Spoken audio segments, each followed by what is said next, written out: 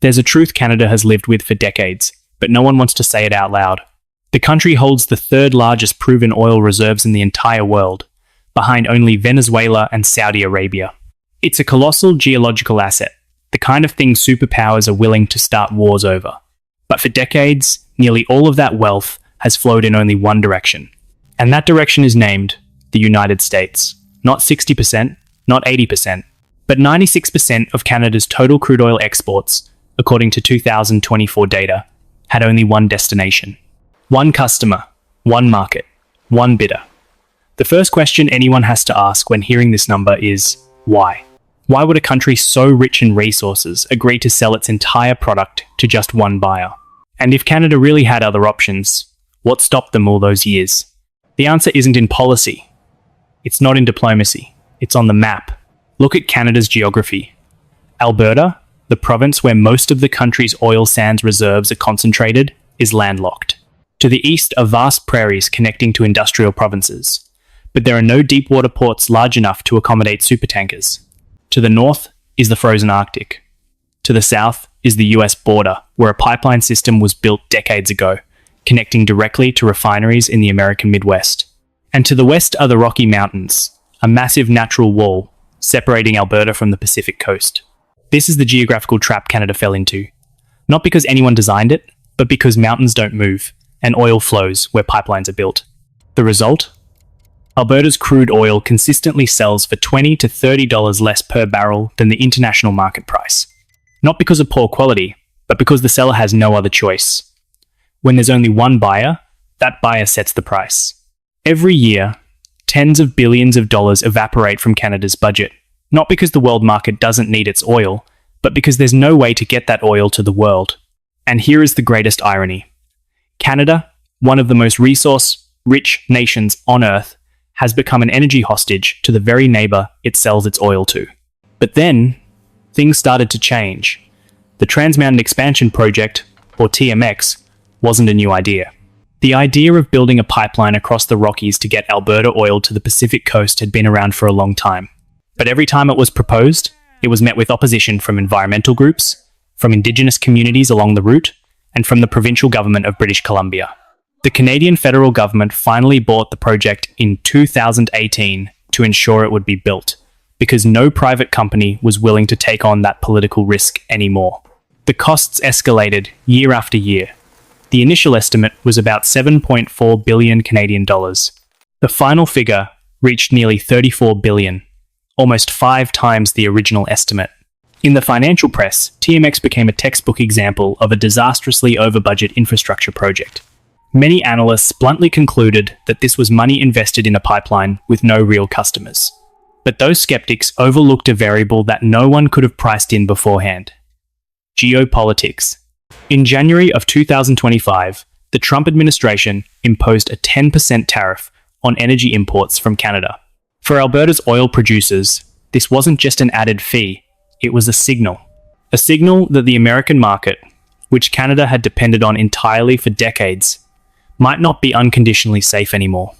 And for the first time in years, Alberta's oil producers began looking west, towards the Pacific, towards markets they had never truly been able to reach. TMX, the pipeline many had viewed as a costly mistake, suddenly became the most important strategic asset Canada had. But that was only the beginning of the story. On February 28, 2026, war broke out in Iran. Within 72 hours, the Strait of Hormuz, the narrow strip of water between Iran and Oman, was blockaded. This isn't just an abstract location on a map. The Strait of Hormuz is where about 20% of the entire world's daily oil consumption must pass through. Oil tankers from Saudi Arabia, Kuwait, Iraq, and the United Arab Emirates were suddenly cut off. The global oil market went into shock within hours. South Korea felt that shock more intensely than most other nations. To understand why, look at South Korea's energy map. The country is the world's 4th largest oil importer. It has no significant domestic oil wells. It has no strategic reserves large enough to sustain its economy for a prolonged period. And nearly 70% of South Korea's total oil imports come from the Middle East, meaning almost that entire supply passes through the Strait of Hormuz. When Hormuz closed, It wasn't a potential crisis for South Korea. It was a real, immediate crisis, with consequences that would be visible within weeks if an alternative solution wasn't found. South Korea's largest oil refining corporations, from HD, Hyundai Oil Bank, to SK Energy, immediately activated their emergency diversification plans. They needed oil. They needed it now. And they needed it from a place whose shipping routes didn't go through Hormuz model. Canada was there, ready, before South Korea even had to ask. This is the crucial point that most people overlook when looking at this story. South Korea didn't choose Canadian oil out of sentiment or diplomatic goodwill. They chose it for three specific, pragmatic, and measurable reasons. The first reason was price. In April of 2025, Canadian crude oil was delivered to South Korea at about $69.77 a barrel. American crude was $77.50. Saudi Arabian oil was $75.96. A difference of $6 to $10 per barrel might not sound like much, but for refineries processing millions of barrels a month, that translates into tens of millions of dollars in savings each year. In the commodities industry, profit margins are calculated down to the penny. The second reason was availability. The TMX had been operational since May of 2024. The Westridge Marine Terminal in Burnaby, British Columbia, just outside Vancouver, was fully functional. Alberta crude was waiting for a buyer. No lengthy negotiations needed. No additional infrastructure to build. Just place an order, and the tankers would set sail. The third reason, and the most important one, was the geopolitical security of the shipping route. From the Port of Vancouver to South Korea's Port of Busan, the route does not pass through a single conflict point. No Strait of Hormuz, no Red Sea, no Suez Canal. This was a factor that South Korean energy planners had never fully priced in before the war in Iran broke out. But after February of 2026, it became the number one priority in every oil purchasing decision. And the results have started to appear, one ship at a time. GS Caltex was the first to test the waters, bringing in the first shipment in September of 2024, 300,000 barrels, shared with its Japanese partner, Enios. HD Hyundai Oil Bank followed with 548,000 barrels in April of 2025, a shipment they called a performance evaluation, because it wasn't just about buying oil, but also about testing their refinery's ability to adapt to the new feedstock. SK Energy is in the process of negotiating long-term contracts. Total Canadian oil exports to South Korea from May of 2024 to September of 2025 reached 411 million Canadian dollars, from 0 to 411 million in less than 17 months. But this is just the tip of the iceberg. There is a technical reason why this transition is neither simple, nor can it happen overnight. Alberta crude is a heavy oil, denser, and containing more impurities than the light crude from the Middle East. Switching the feedstock requires equipment adjustments, process testing, and a willingness to tolerate technical risks during the transition period. That is precisely why HD Hyundai Oil Bank called their April 2025 shipment an evaluation run. They weren't just buying oil, they were testing whether their plant could adapt. And the answer so far is leaning positive. It's not just South Korea.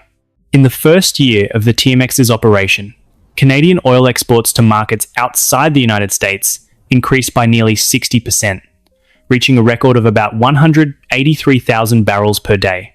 China has emerged as the largest customer on this pipeline route. Japan, India, Taiwan, Brunei, they are all receiving shipments. Every tanker that leaves the Westridge terminal is a new data point, a new trade relationship, a new piece of leverage in Ottawa's hand when they sit across from Washington at the negotiating table.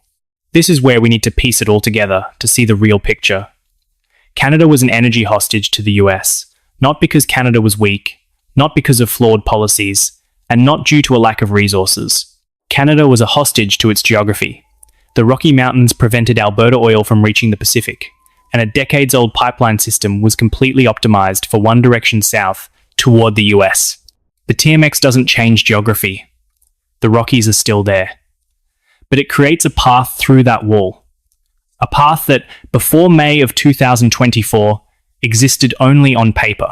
And when that path opened at the exact moment the Trump tariffs were imposed and Hormuz was blockaded, all the geopolitical factors that no one could have predicted the timing of suddenly converged at a single point. There is something important to note here. And that is the difference between real geopolitical change and loud geopolitical declarations. There was no summit announcing Canada as a strategic energy partner for Asia. There were no handshakes for the cameras.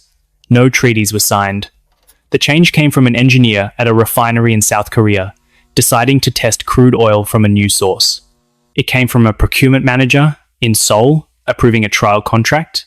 It came from every barrel of Alberta oil finding a new customer thousands of nautical miles from Vancouver. That's how real geopolitics works, not through noise, but through accumulation.